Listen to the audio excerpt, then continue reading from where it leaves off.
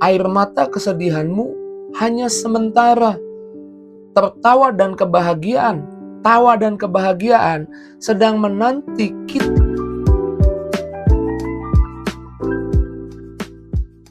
Puji Tuhan, bergabung lagi di Morning with the Word. Di pagi hari ini Tuhan sudah siapkan berkatnya. Tuhan sudah siapkan jalan yang terbuka buat kita. Dan sebelum kita menikmati kebaikan Tuhan di hari ini, biar kita menikmati apa yang Tuhan katakan, apa yang Tuhan janjikan.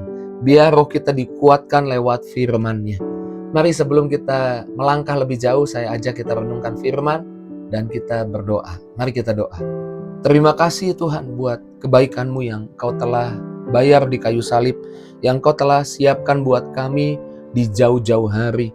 Sebelum kami melangkah di hari ini menikmati apa yang Tuhan punya buat hidup kami, apa yang Tuhan bayar di kayu salib buat hidup kami rindu firman-Mu kembali meneguhkan, menguatkan, memberi makan roh kami, karena kerohanian kami butuh makan firman. Urapi hamba-Mu, urapi kami yang dengar, di dalam nama Yesus kami doa, haleluya. Amin. Puji Tuhan. Yuk langsung kita baca ayat firman Tuhan dari Lukas 6 ayat 21. Di kalimat terakhir, atau kalau enggak saya baca gini aja, Lukas 6 ayat 21 bagian B. Dikatakan seperti ini, berbahagialah hai kamu yang sekarang ini menangis, karena kamu akan tertawa. Sekali lagi, berbahagialah hai kamu yang sekarang ini menangis, karena kamu akan tertawa. Mungkin saudara sedang menangis karena penderitaan, karena tantangan, karena masalah.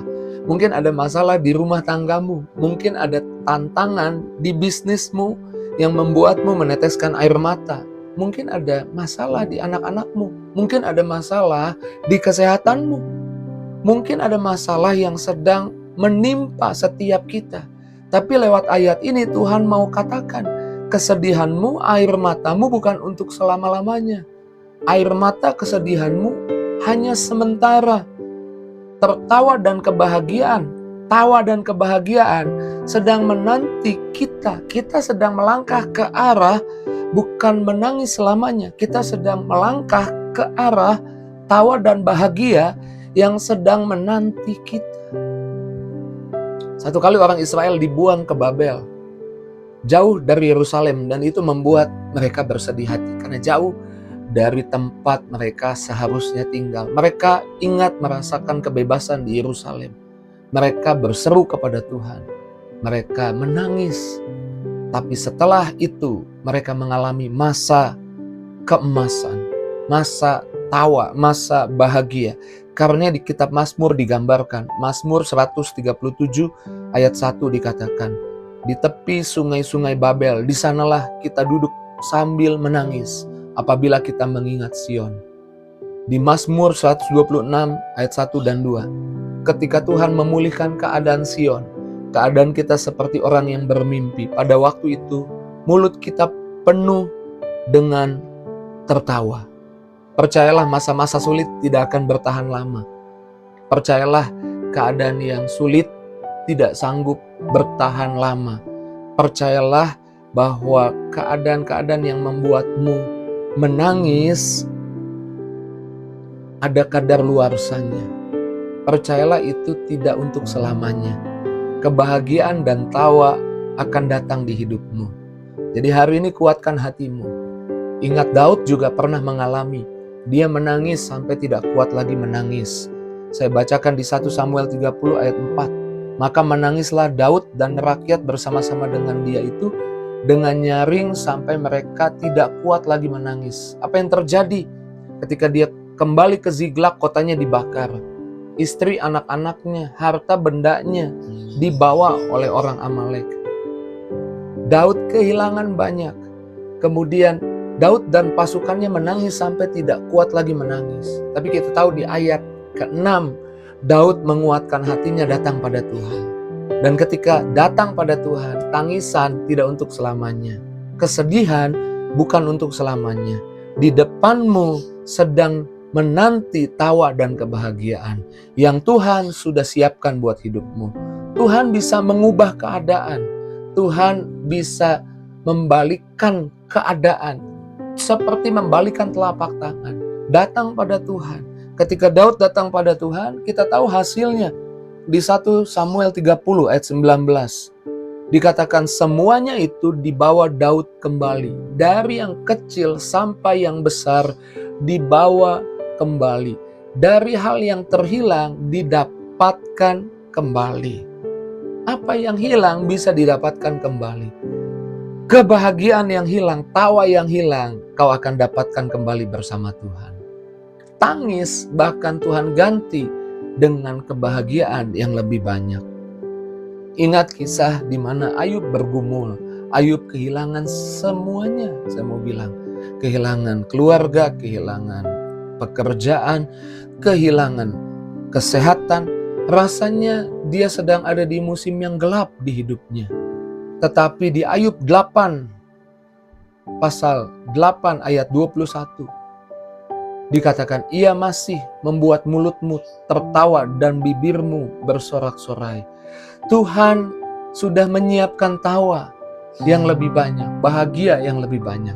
Dan di Ayub 42 ayat 10, Tuhan membuat Ayub dipulihkan 2 kali lipat. Bahkan anak-anaknya, 3 anak perempuannya, anak yang paling cantik di bumi. Alkitab katakan seperti itu.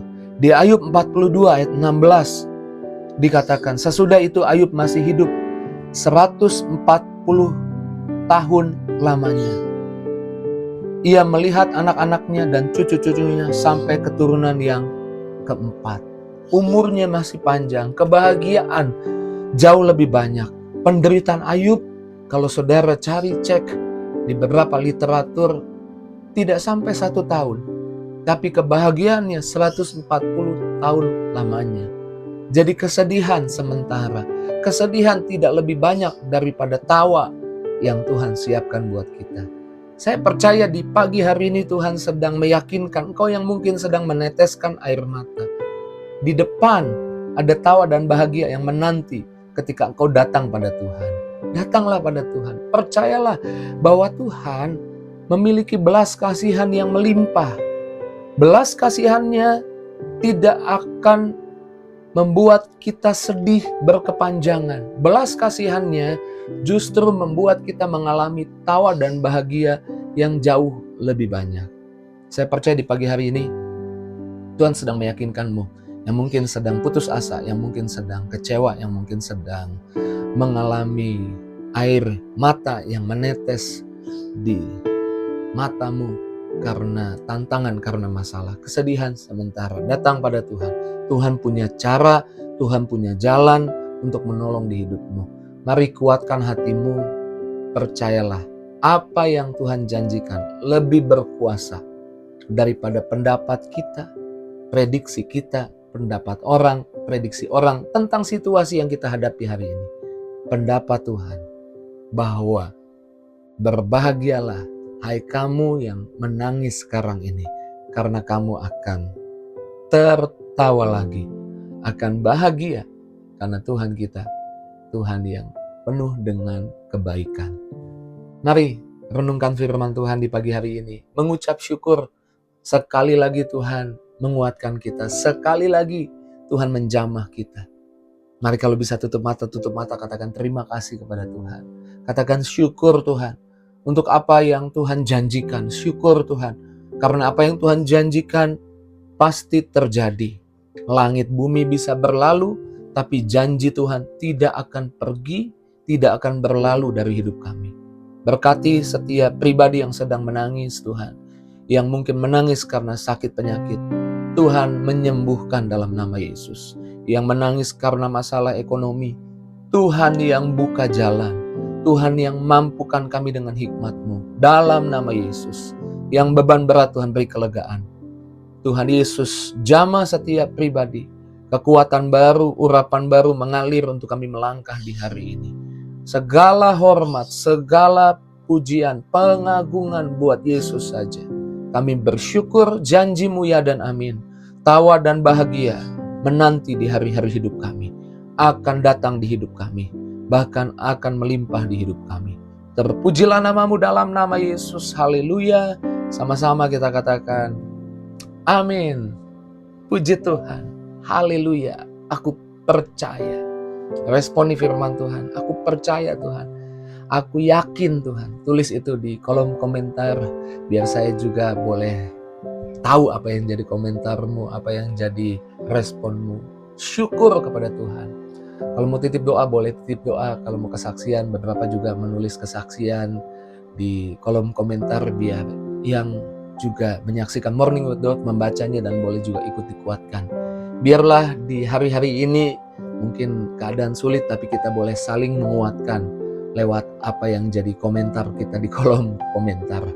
Terus maju dalam Tuhan, bagikan link Morning with God di pagi hari ini kepada teman, sahabat, keluargamu, bahkan di media sosialmu. Tuhan berkati.